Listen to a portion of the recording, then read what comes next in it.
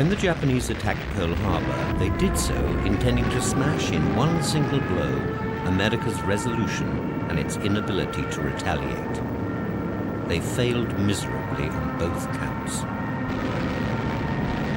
The Japanese sank or badly damaged 7 antiquated American battleships, but since they were lost in harbour, many of their crews were saved, and all but 2 of the ships were salvaged. The raid also left most of Pearl Harbour's shore installations intact. Most important of all, the violation of United States territory united the nation behind the declaration of war on Japan. The 1927 vintage Lexington and Saratoga and the much more modern Enterprise were out of port during the raid and were therefore untouched. By 1942, they were joined by the Enterprise's sister ship, Yorktown, and the newly completed Hornet. These carriers were well fitted to take the offensive, for they carried a large number of effective fighters and dive bombers. The Commander-in-Chief of the Central Pacific Fleet in 1942 was Admiral Chester William Nimitz.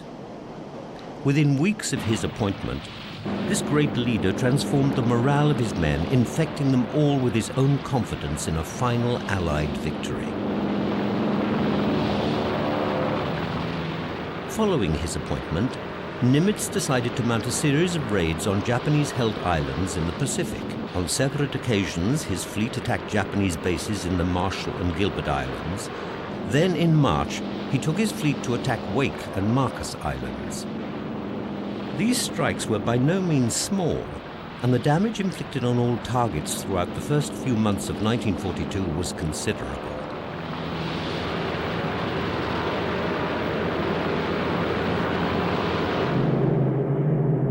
One nightmare of pre-war Japanese military strategists had been the possibility of an attack by aircraft from United States carriers on Japan's home islands.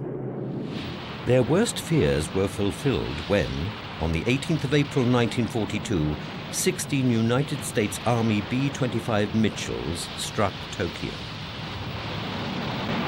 They were led by Lieutenant Colonel James Doolittle.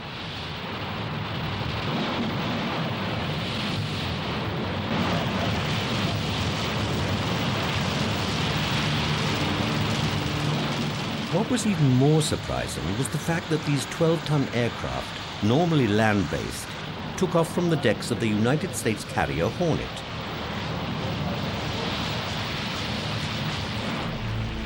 The very heart of Tokyo was bombed, and although the damage was slight, the effect on the Japanese nation was enormous.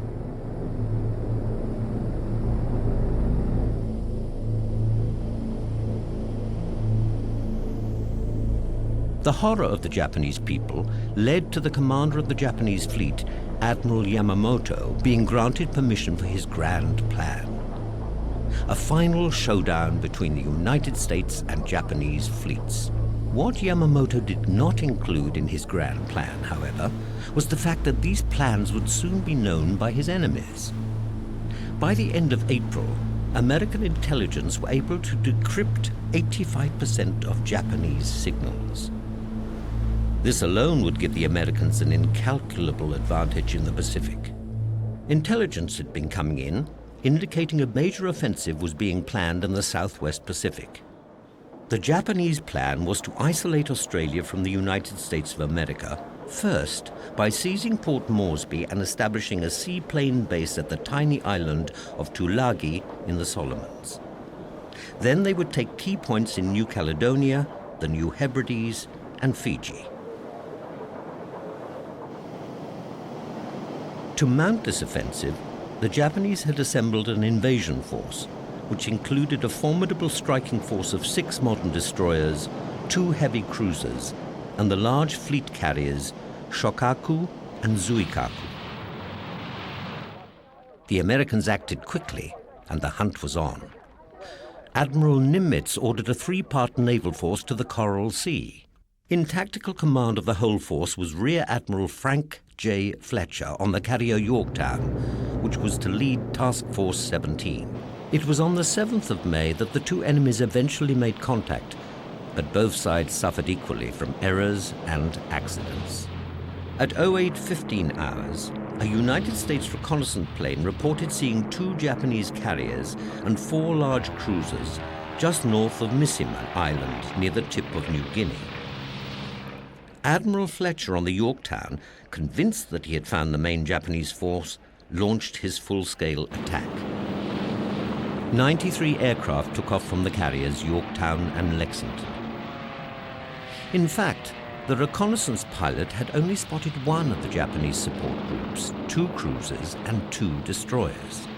The day was saved by the sharp eyes of Lieutenant Colonel Hamilton, commander of the Lexington's dive bomber squadron.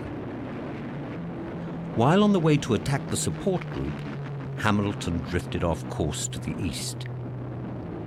He spotted a much more important force.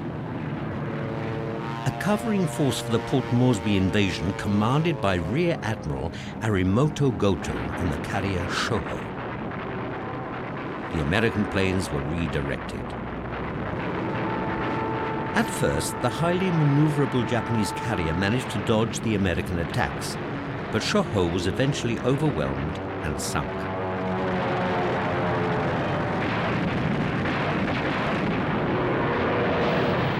Meanwhile, Fletcher had directed the Australian-American force under Rear Admiral Crace against the Port Moresby invasion group.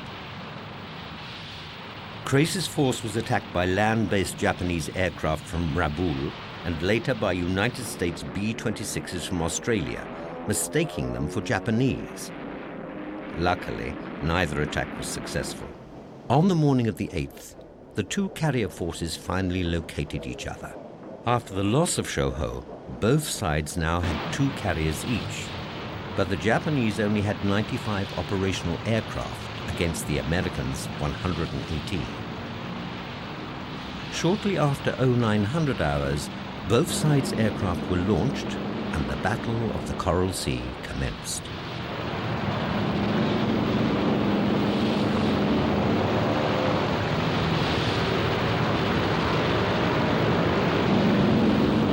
The Japanese attack inflicted significant damage on both the Yorktown and Lexington. Yorktown managed, with clever maneuvering, to avoid the Japanese torpedoes, but bombs exploding in the water nearby badly damaged her below the waterline. Another bomb went down through 4 decks, where consequently it exploded, killing 37 of her crew and wounding 33. The Lexington, bigger and less maneuverable than the Yorktown, was hit by 2 torpedoes as well as several bombs and was listing badly on the port side. Meanwhile, United States pilots were launching an assault on the Japanese carriers Shokaku and Zuikaku. Zuikaku, the flagship, was hidden by a rainstorm, so the full weight of the American attack fell on her sister ship, Shokaku. The few defending Zeros were able to force the first wave of American devastators to launch their torpedoes too far away to make any hits. But the second wave of Dauntless dive bombers that followed were much more successful. One Dauntless pilot, Lieutenant John Powers, had vowed to sink an enemy carrier unaided. During the attack on Shokaku, he swooped in a daring low-level attack, releasing his bomb a mere 90 meters above the carrier's deck. In the resulting explosion, Powers crashed to his death in the sea. But the damage to the flight deck, caused as a result of his bomb, was so severe that the carrier's aircraft were no longer able to take off or land. Further bombs completed the job. Shokaku had to withdraw from the battle.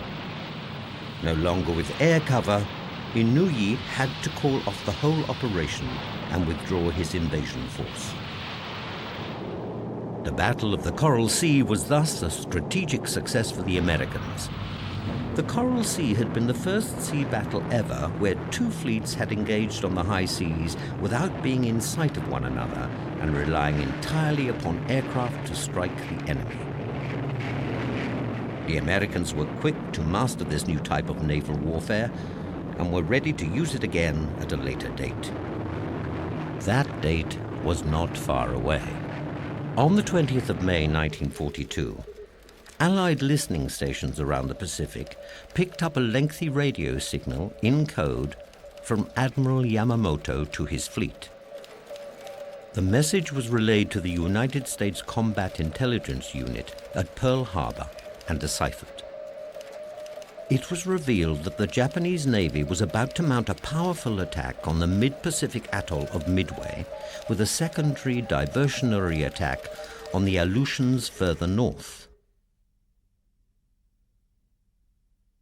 The 4th of June, and the United States fleet's main prey, the Japanese carrier striking force under Admiral Nagumo, was zigzagging through dense fog, completely oblivious of Fletcher's fleet lying in wait for them. In the early hours of the morning, they reached calm and clear conditions. At 0430 hours, Nagumo launched his first strike. 108 aircraft took off from the carriers to attack Midway. They were immediately spotted on Midway's radar. The Zero fighters appeared from behind the clouds and the island's defenses went into action immediately.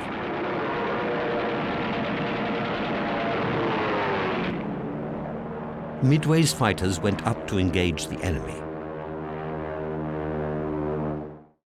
Discover the past with exclusive military history documentaries and ad-free podcasts presented by world-renowned historians, all on History Hit. Watch them on your smart TV or on the go with your mobile device. Download the app now to watch everything, from the gripping story of the Band of Brothers to Operation Barbarossa and D-Day. Immerse yourself in the dramatic stories of this remarkable era by signing up via the link in the description. Considerable damage was inflicted on the airfield buildings and garrison, but the airstrip remained intact. A few transport aircraft were damaged, but most of the fighter and bomber aircraft were in the air and out of the way during the attack. As the fires burned over Midway, the extent of the damage was surveyed. Nagumo was now in a quandary. His first attack had not knocked out the airfield as planned. It was still operational.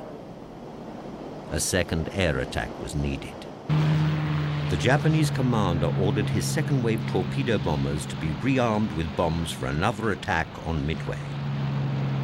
At 0728 hours, 15 minutes after the commander had ordered his aircraft below, one of Nagumo's search planes spotted 10 United States warships some 335 kilometers northeast of the Japanese carriers. Ironically, this plane had taken off 30 minutes late that morning. Had it taken off on time, it would have spotted the Americans 30 minutes earlier and got the news back before the torpedo bombers had been sent below. If this had been the case, Nagumo would almost have certainly sent his aircraft against the United States fleet, and the course of the battle and of the entire war in the Pacific might have been very different. As it was, Nagumo was yet again in a quandary. Should he turn his attention to the United States ships or concentrate on Midway? He halted the rearming, but there was one more question for the Japanese commander to worry about. Did the United States force include carriers? His worst fears were realized when at 0820 hours, a scout reported that the enemy was accompanied by what looked to be a carrier. The news could not have reached Nagumo at a worse moment. His first wave was just arriving back from the attack on Midway and had to land to refuel. What bombers he did have available would have to fly without fighter escort and were only armed with bombs and not torpedoes. By 0918 hours, the Japanese flight decks were full of aircraft, some now rearmed, others being refueled. The carriers were like floating bombs. Also unbeknown to Nagumo, Fletcher had launched his aircraft and was about to attack at any moment.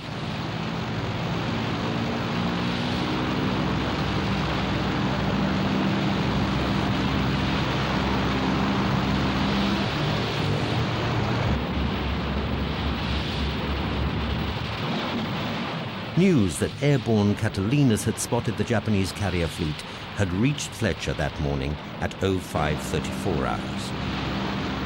Fletcher had ordered the Hornet and the Enterprise ahead to attack, while the Yorktown waited to retrieve the spotter planes. At 0700 hours, the Hornet and Enterprise, still a long way off from the Japanese carriers, launched their aircraft, 152 of them. They were aware that the Japanese were landing aircraft after the attack on Midway, but they were taking a big gamble, launching from such a dangerous long range. Yet these men were to make, probably, the most decisive naval airstrike in history. However, what these pilots didn't know was that Nagumo had changed course when he decided to reload his aircraft. As a result, the first aircraft had difficulty locating their prey.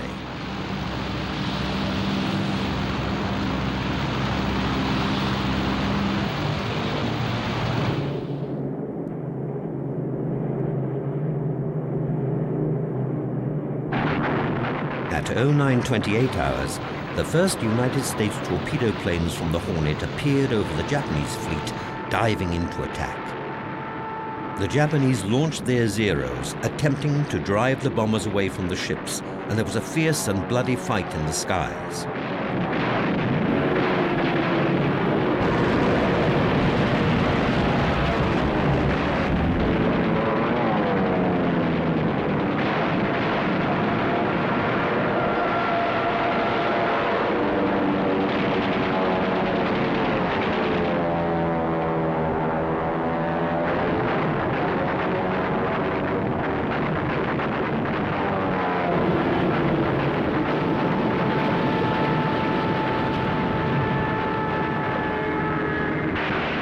By 0945 hours, another wave of torpedo bombers arrived from the Enterprise, followed by another wave from the Yorktown at 10:15.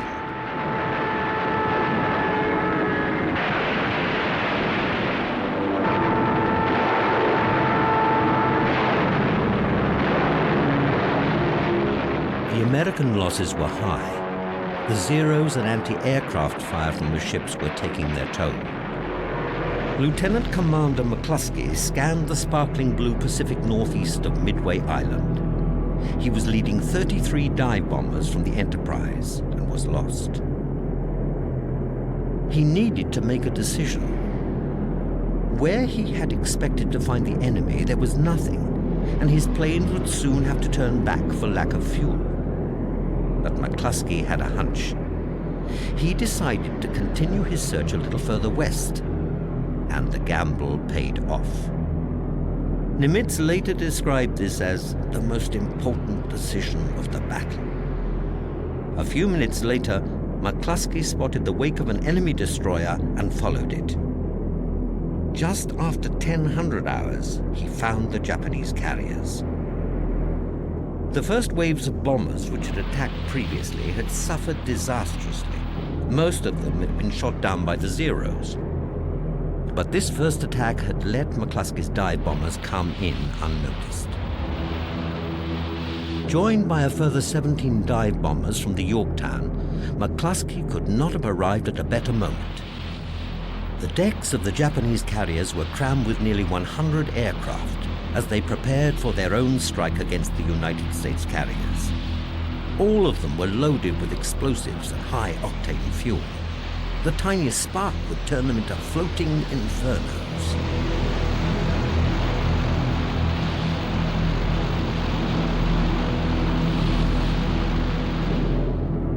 As the Japanese carriers were turning into the wind to launch their aircraft, 50 United States dive bombers were hurtling in from the sky.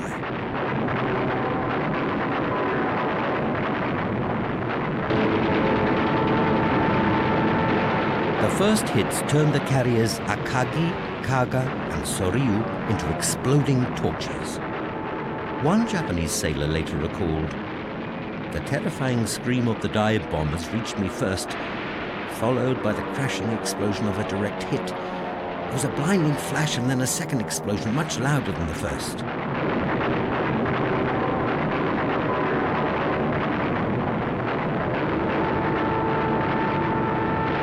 Within minutes, most of the Japanese First Air Fleet had been wiped out.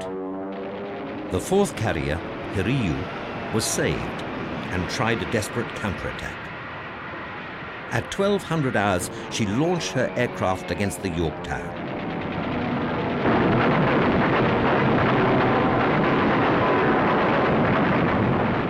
During this stage of the battle, despite desperate maneuvering, the Yorktown took several direct hits.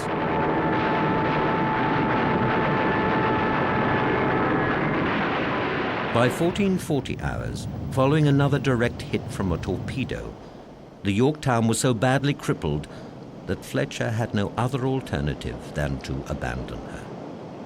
He handed command over to Admiral Spruance, commander of Task Force 16. At 1700 hours, Spruance launched his aircraft from the Hornet and Enterprise. Their mission? To attack the Hiryu. The attack took the Japanese by surprise. Once again, the aircraft were on deck as they were preparing for a twilight raid on the remaining American carriers.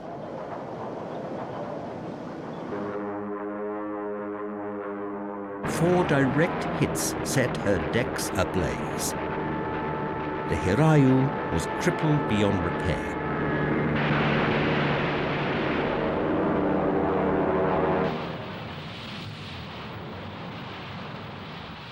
During the night of the 4th of June, whilst the United States crews on board Hornet and Enterprise prepared their aircraft for the next day's battle, the Japanese carriers Soryu and Kaga sank to the bottom of the ocean.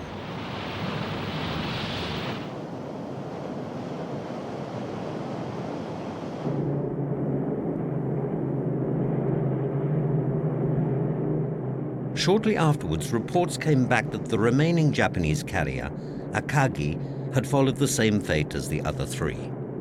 4 of Japan's finest carriers had gone. Prior to 1942 and the victories at sea, the war in the Pacific had not been going too well for the Americans, but this was beginning to change.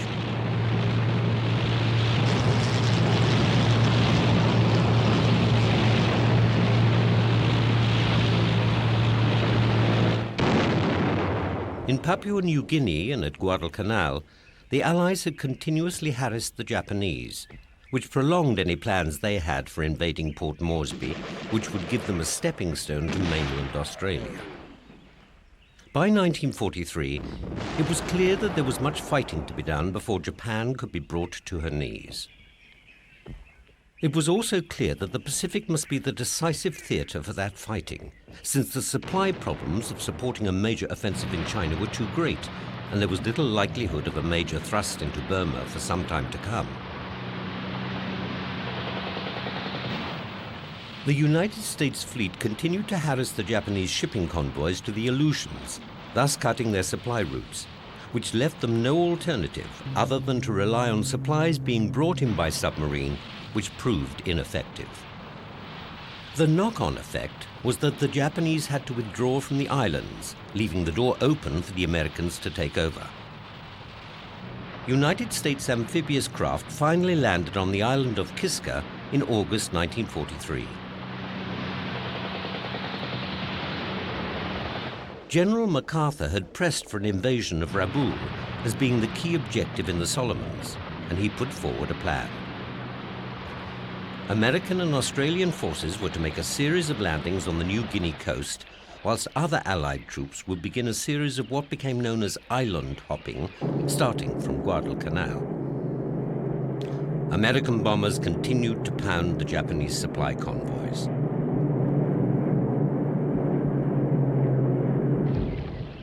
On New Guinea, the progress was protracted. This was deep, dense jungle territory, a favorite of the Japanese soldier, and the Allies met with fierce resistance and were also hampered by fever and sickness amongst their troops.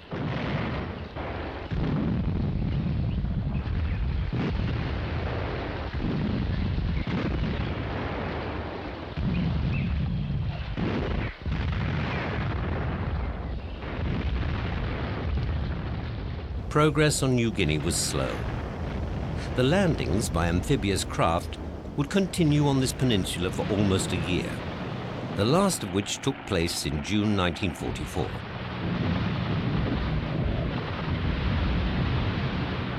The first stepping stone to Rabaul would be New Georgia, but as the Americans prepared for the invasion, their bases were attacked by Japanese bombers.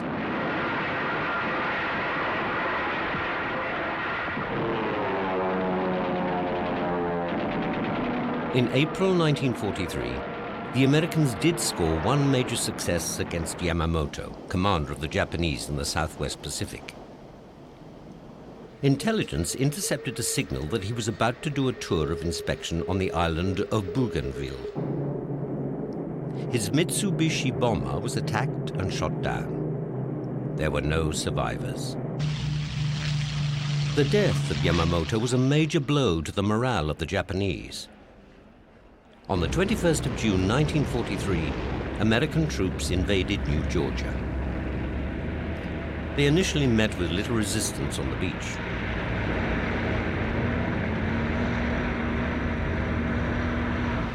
In a bid to transport supplies, the Japanese started to run what became known as the Tokyo Express. These were warships instead of transport ships, packed with supplies and reinforcements.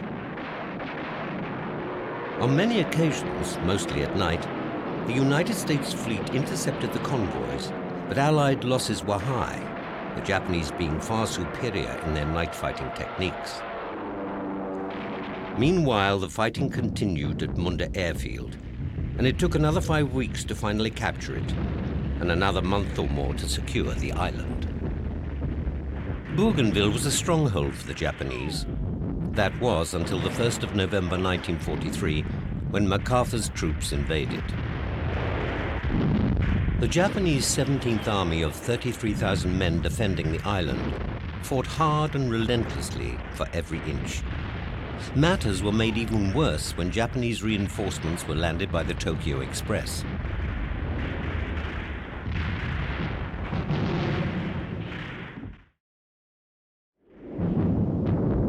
Further east, under the command of Chester Nimitz, the new major Allied offensive against mainland Japan had begun. The Gilbert Islands were the first objective. On the 10th of November, Nimitz and his fleet set sail from Pearl Harbour.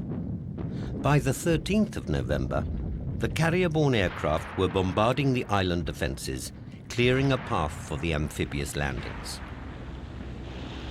The Japanese could not hold out for any length of time, and subsequently the operation was wound up within a few days.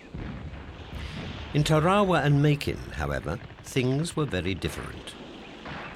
Both islands had been heavily fortified by the Japanese, and the United States Marines suffered heavy casualties. On Tarawa in particular, the landings were slow and treacherous, some soldiers having to abandon their craft and wade ashore by foot, making them slow and easy targets for the Japanese. The Japanese by this time had no hope of rescue, and they fought relentlessly for the next 4 days, down to the last man. Casualties were subsequently very high. 3,500 Americans and over 5,500 Japanese lost their lives.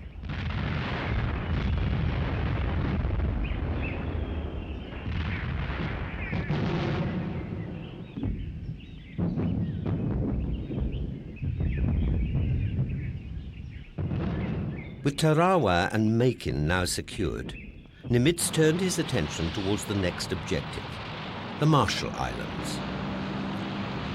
On the 4th of December, aircraft from the United States carrier fleet attacked the islands of Kwajalein and Wochi. In the process, the USS Lexington was damaged by torpedo fire.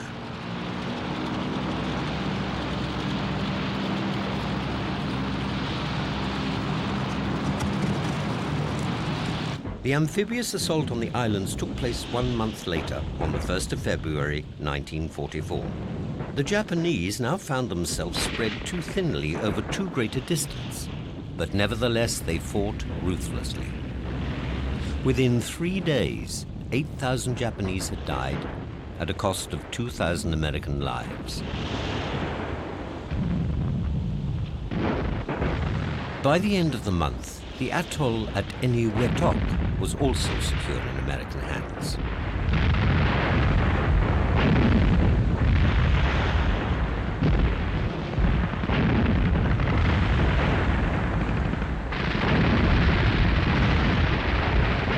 Meanwhile, on Bougainville, MacArthur's men were desperately trying to open an airstrip, which they finally completed and opened on the 9th of December 1943. 6 days later, they launched a preliminary assault on New Britain. Back on Bougainville, the Americans were continuously counterattacked by the Japanese, with even more reinforcements being landed. By the end of March 1944, however, the Japanese gave up the struggle and began to withdraw inland. By this time, MacArthur had control of the Admiralty Islands, one step further towards his objective of Rabaul, which was now isolated. He turned his attention towards the Philippines, the jewel in his crown. With the Marshall Islands now secure, Nimitz, meanwhile, was on the move once again, with one of the largest naval forces ever assembled.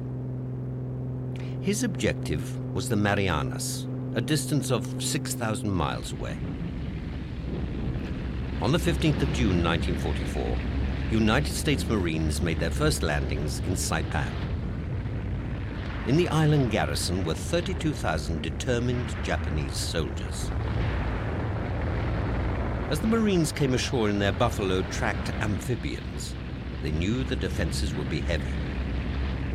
But the Japanese had also foreseen these landings on the Marianas and hatched a plan to intercept the massive United States carrier force as it lay in wait off the islands.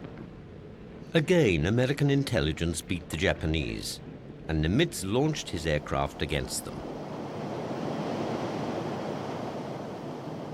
This evolved into what became known as the Great Marianas Turkey Shoot. The American fighters and dive bombers pounded the Japanese fleet and aircraft. 2 carriers were sunk, and 220 aircraft were shot down.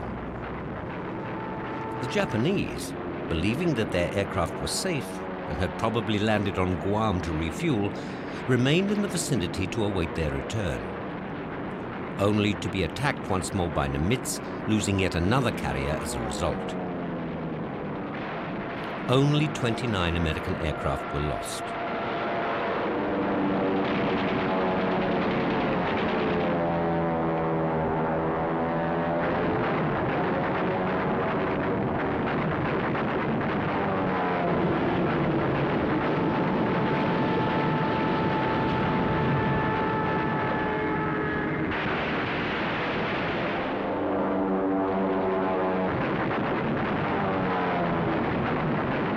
Even so, the strain of continuous battle on the pilots was immense, resulting in many collisions as they landed back on deck.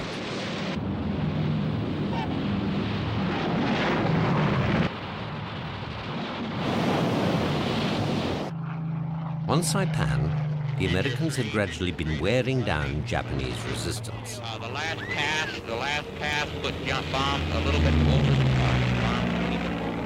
Stand by. They're flying too much from northwest, too much from northwest to southeast, too much from northwest to southeast. They're a little bit off, but their strafing is effective. Bombs are over. He's flying too doggone much northwest, southeast.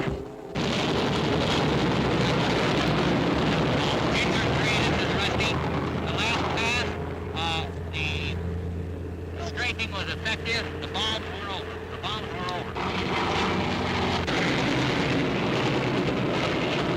Figure 3, this is Rusty. The last plane is way off. He dropped the bombs a good 600 yards south of the target.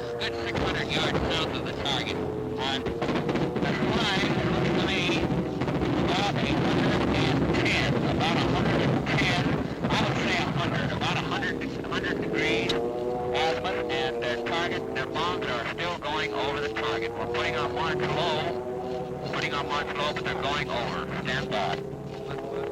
Rusty, this is Ginger 3. They're changing their course a little. Let us know how this went. Ginger 3, this is Rusty.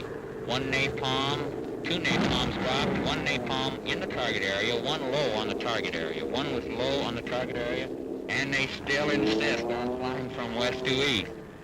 They get a little bit more of the southern part of the target, the southern face of the target, if they could switch their strike around, flying near to 70, near to 70. Over. That is good. That is right on the ball.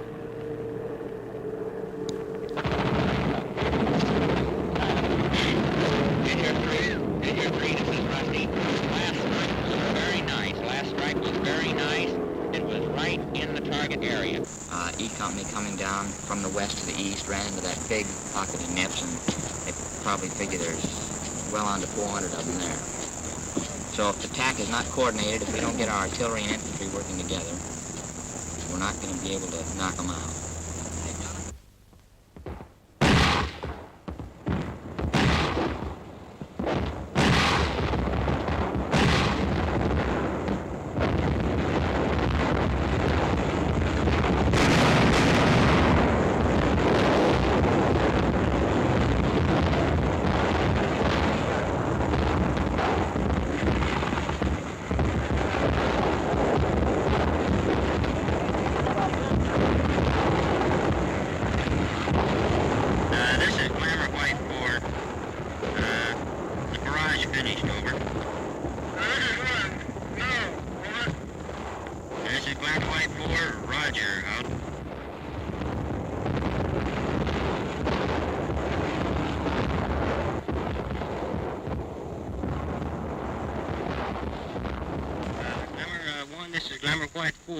Is the barrage over?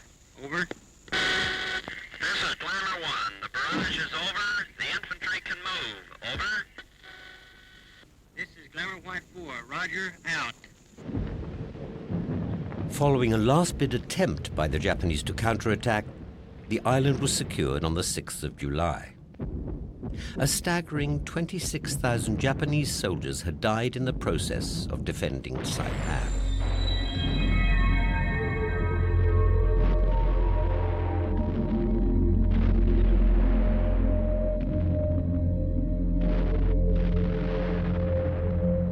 Guam and Tinian were the next islands to be invaded. Once again, the Japanese proved to be tough and ferocious fighters, but the Americans soon gained strongholds.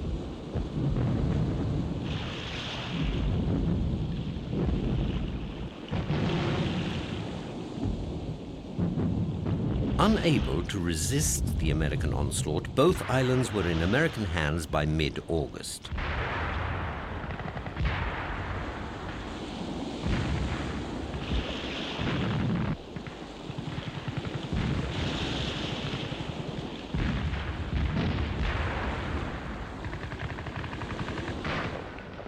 By now, the Japanese were having to face the harsh reality that their war in the Pacific was not going well.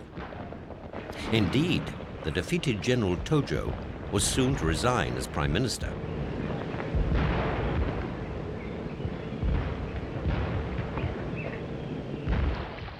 The American submarines were also becoming increasingly effective in sinking the Japanese merchant convoys. 50 ships a month were being sent to the bottom by 1944, and the supply of raw materials reaching Japan was approaching crisis point.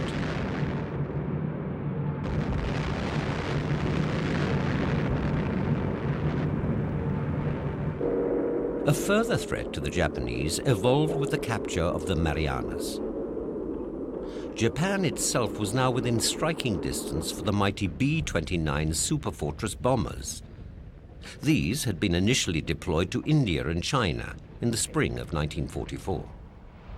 Random raids on Japan had been tried during the summer, but a major Japanese offensive had forced their evacuation. Airships capable of taking B-29s were hastily built in the Marianas, and the first B-29s became operational here in mid-October. On the 24th of November 1944, no less than 111 B-29s attacked an aero-engine factory on the outskirts of Tokyo. This marked the beginning of the strategic air offensive against Japan.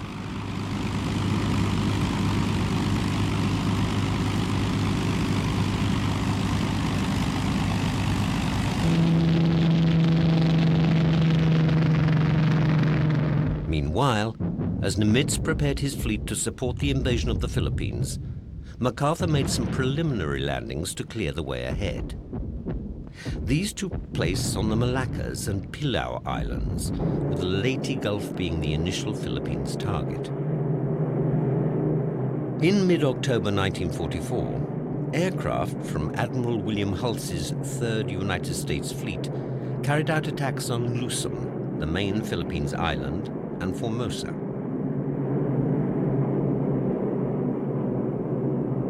On the 20th of October, the landings in Leyte Gulf took place on a 16-mile front. The Japanese fought venomously, but to no avail.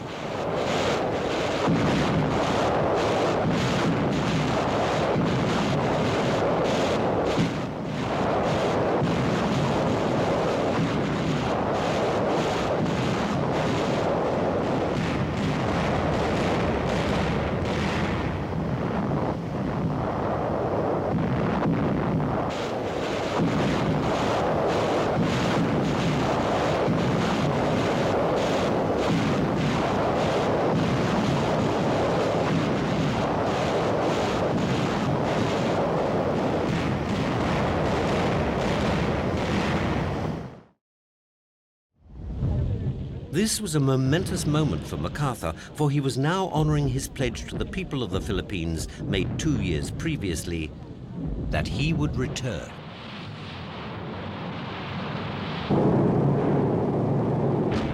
At sea, however, the Japanese were by now using a new type of weapon, one which accounted for an escort carrier and 3 destroyers. This was the kamikaze or divine wind suicide pilots, who literally aimed their aircraft packed with explosives to crash into Allied warships. The kamikaze pilots themselves were volunteers for what they saw as the ultimate honor of dying for their empire. Kamikaze attacks were to plague Allied shipping for the remainder of the war. Numerous ships, both British and American, would fall victim to these divine wind attacks.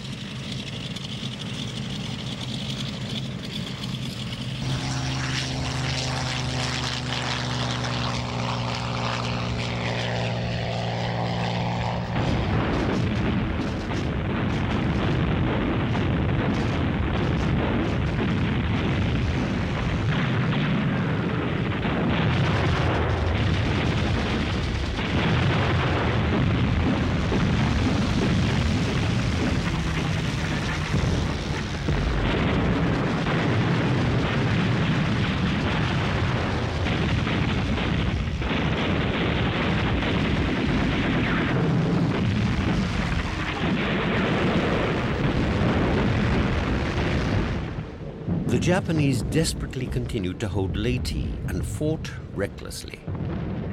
It was not until mid-December that MacArthur could make any further attempts to land on the Philippines.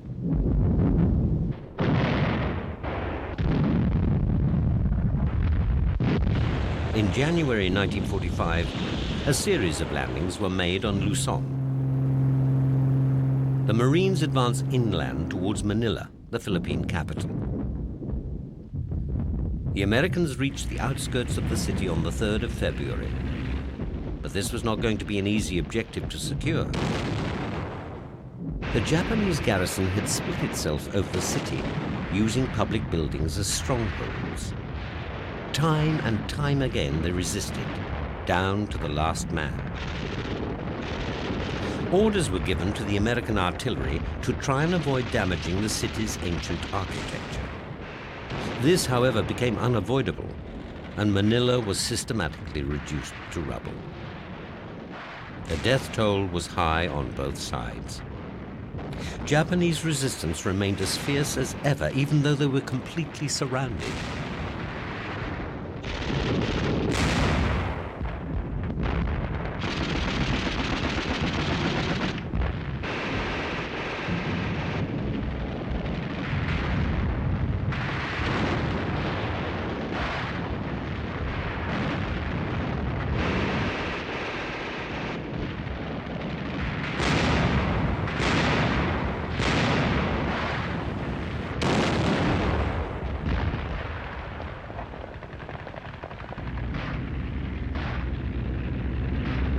The 16th century citadel of Intramuros was pinpointed as being the main garrison, and this was attacked over a 2-day period, reducing it to rubble. Finally, on the 3rd of March 1945, the city of Manila was free of Japanese occupation. Almost 100,000 civilians had died as a result of Japanese brutality. Despite being defeated, the Japanese were to continue fighting in the Philippines for the remainder of the war.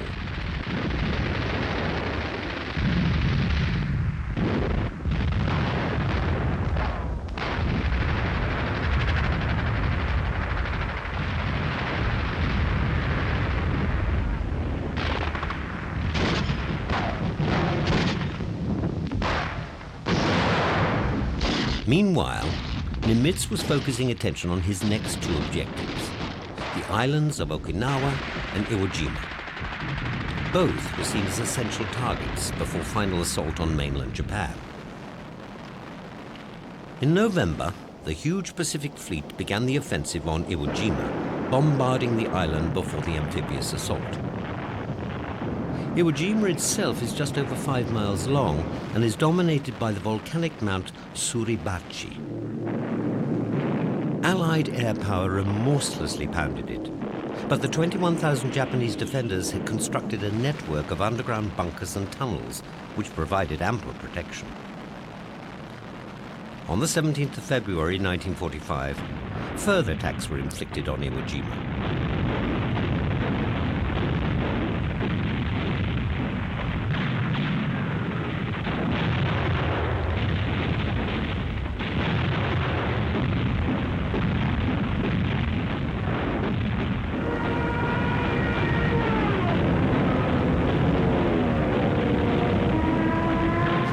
On the 19th of February, the Americans launched their amphibious assault. This took place on the south coast of the island. 3 United States divisions were involved. The Japanese pounded the assault craft with heavy artillery fire, but the Marines still managed to reach the beaches. American casualties, however, were heavier than expected.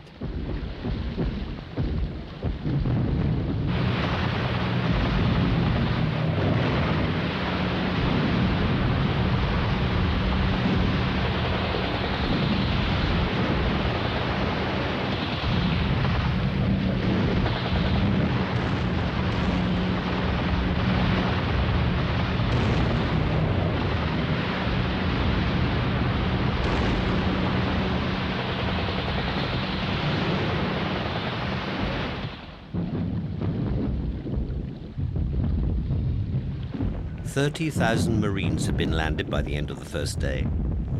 They immediately advanced inland towards the volcanic Mount Suribachi. This was no easy ride for the Marines. The fighting was ferocious.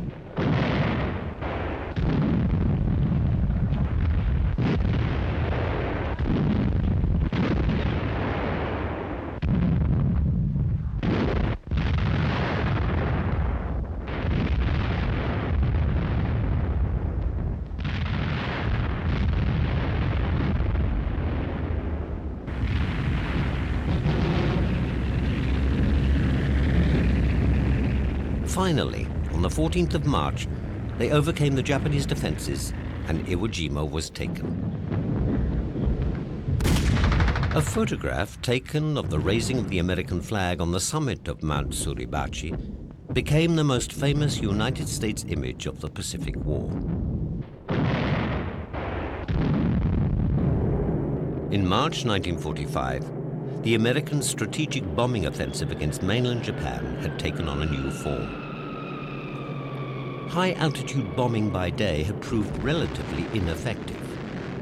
Now, the bombers were loaded with incendiaries which were dropped at low level by night. These raids began not only to devastate Japan's largely wooden-built cities, but also any of Japan's remaining war industries. The worst harvest of 40 years aggravated the situation still further.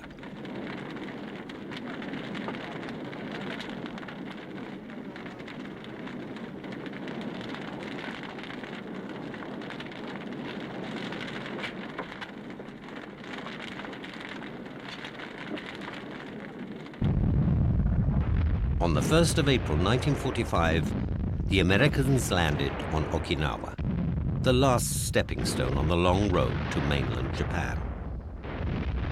This time, the Japanese concentrated their defenses inland, and no less than 50,000 troops were landed on the first day. The battle to secure Okinawa would, however, last for almost 3 months.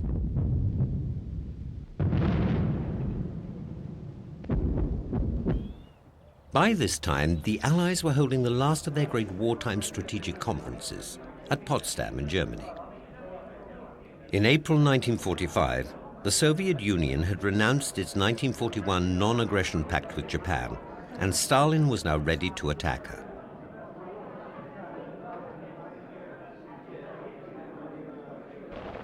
In Japan itself, there was now a body of opinion in favor of peace.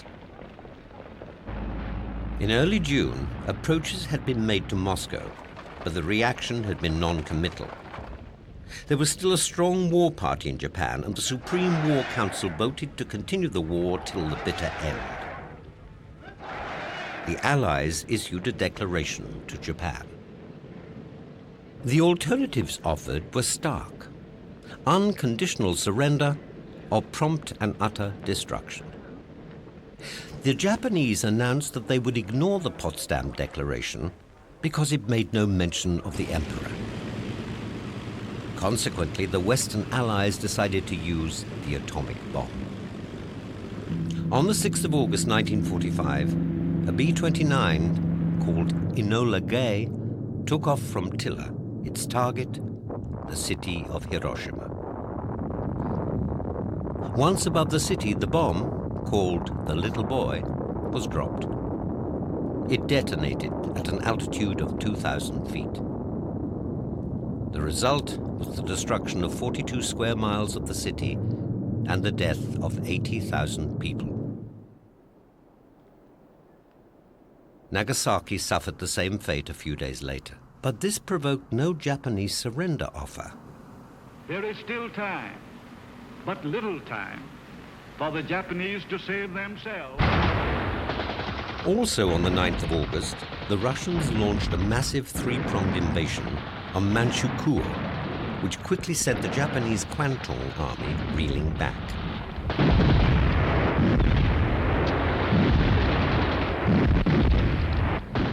Next day, Emperor Hirohito decreed that the Potsdam Proclamation must be accepted.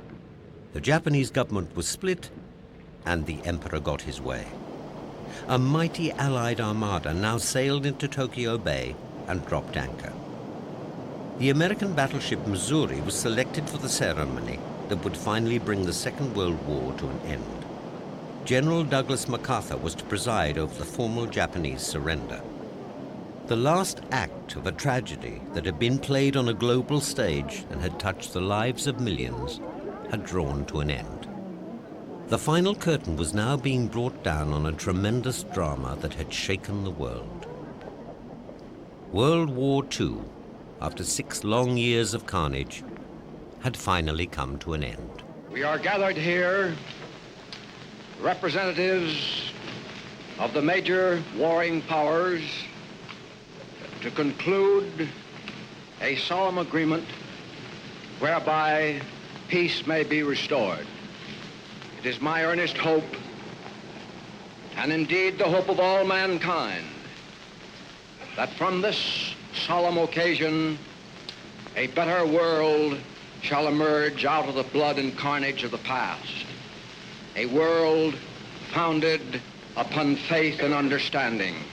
A world dedicated to the dignity of man and the fulfillment of his most cherished wish for freedom, tolerance, and justice. Let us pray that peace be now restored to the world, and that God will preserve it always. These proceedings are closed.